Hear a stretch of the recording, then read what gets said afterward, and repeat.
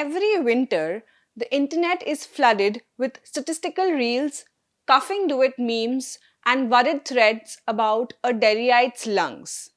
Everyone has an advice to offer, yet Delhi continues to choke. And behind the seasonal panic lies a 40-year courtroom battle for breathing. Hello, I am Ruchi Bhattar, and today I'll tell you some details of the judicial record spanning 40 years that explains how, despite courts' interventions and failed efforts by the government, there has been no progress on the air quality of the national capital. Instead, the air pollution has only worsened. This also shows how judiciary turned out to be the national capital's most persistent pollution regulator.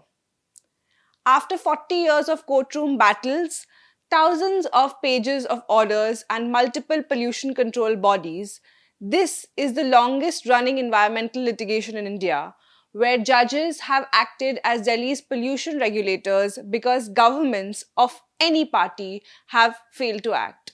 From ordering fuel transitions and relocating industries to deploying emergency action plans and pulling up governments for vacancies and inaction, the judiciary has become Delhi NCR's most persistent pollution watchdog. Yet, every winter, the city comes back to court gasping. On Monday, a Supreme Court bench of CJI Kant and Justice Joymala Bagchi said that they wanted to see long-term and short-term plans, and none of the cities of the country were developed to accommodate this scale of pollution, or with the thought that each home will have multiple cars. The bench added that it would examine whether measures are genuinely implemented or are in papers only. Just last week, the court remarked that it does not have a magic wand to solve the crisis and must rely on experts for workable solutions, an unusually candid admission of the limits of judicial intervention. Let's start from the 1980s 1990s, MC Mehta and the Judicial Awakening. Judicial involvement began in the mid 1980s when environmental lawyer MC Mehta filed petitions against Delhi's worsening air. In MC Mehta versus Union of India 1985, the Supreme Court first took note of the toxic mix of vehicular emissions, industrial smoke, and unregulated fuel burning. Cases like Rural Litigation and Entitlement Kendra versus State of Uttar Pradesh 1988 and MC Mehta versus Union of India 1987 soon elevated the right to a clean environment into a fundamental right under Article 21. In November 1996, the court ordered closure or relocation of hundreds of industrial units operating illegally in residential areas. Nearly 1,300 highly polluting industries and all 246 brick kilns identified within Delhi were shut or moved. A watershed moment came in July 1998 when the court ordered that all public transport in Delhi must switch to CNG by April 2001. Diesel buses disappeared. Commercial vehicles over 15 years were banned. This became one of India's most consequential pollution control orders. Around the same time, in the Taj Trapezium Zone case, the court ordered 292 industries near Agra to shift from coal to natural gas or relocate outside the 10,400 square kilometer zone, citing marble corrosion and acid rain. Next, the 2000 to 2015 period when oversight began with EPCA and multiple sector monitoring. By the early 2000s, the Supreme Court shifted to institutional monitoring. In 1998, it empowered the Environment Pollution Prevention and Control Authority, EPCA, to oversee everything from industrial fuel vehicular norms, dust pollution to landfill fires. EPCA's inspections triggered orders on PUC enforcement, phasing out diesel gensets and stricter construction rules. But vehicle numbers exploded, waste fires spread, and enforcement lagged. By the 2010s, smog worsened, proving that even strong judicial orders could not compensate for weak governance. EPCA was dissolved in October 2020 and replaced with a statutory commission for air quality management CAQM. Coming to 2016 to 2019, the GRAP and AQI triggered regulations. In 2016, the National Green Tribunal, or the NGT, cracked down on unchecked construction, waste fires, and poor dust control.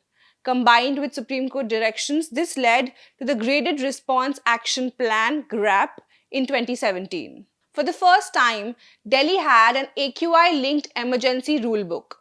Bans on diesel generators, construction halts, truck entry restrictions, shut down on severe plus conditions.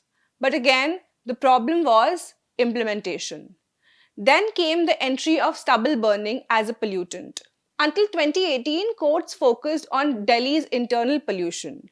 That changed in 2019 when the Supreme Court formally recognized stubble burning in Punjab, Haryana, and UP as a major winter pollutant. The shift began with the Arjun Gopal petition filed by 3 infants in 2015. A bench led by Justices A.K. Sikri and Ashok Bhushan imposed the first ever firecracker regulation back in 2017.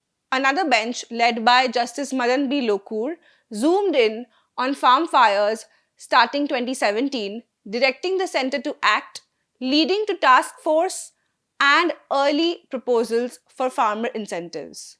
Later in October 2020, a different bench, led by then CJI Bobde, formed a one-man monitoring committee led by Justice Lokur to physically monitor stubble burning across Punjab, Haryana, and UP with the help from NCC volunteers.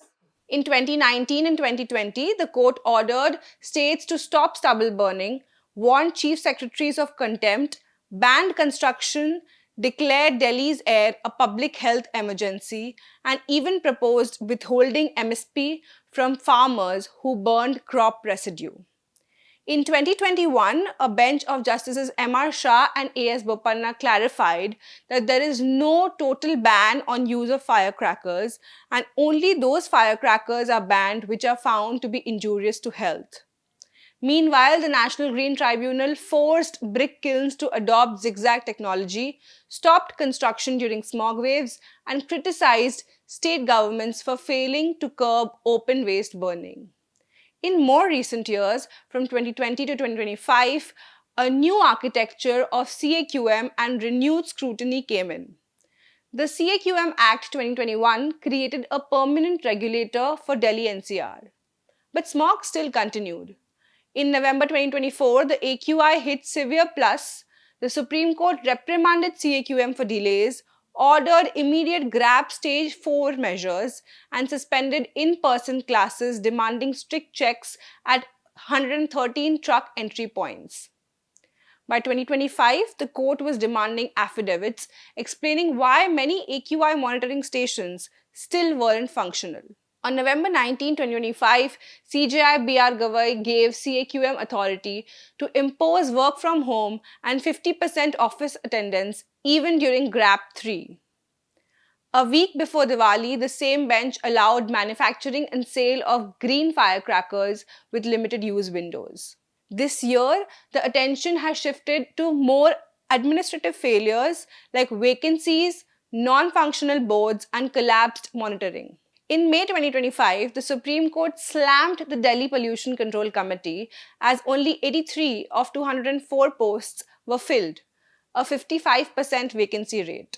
Justices Abhay S. Oka and Ujjal Bhuyan warned about the intolerant laxity shown by the Delhi government, especially when Delhi is worst affected by air pollution. The court ordered all posts to be filled by September 2025. In September 2025, affidavit revealed that state-wise vacancies were Haryana at 35%, Rajasthan at 45%, Uttar Pradesh also at 45%, and Delhi's DPCC at 55%. The court said the DPCC was basically non-functional. CPCB was also running with 21% vacancies.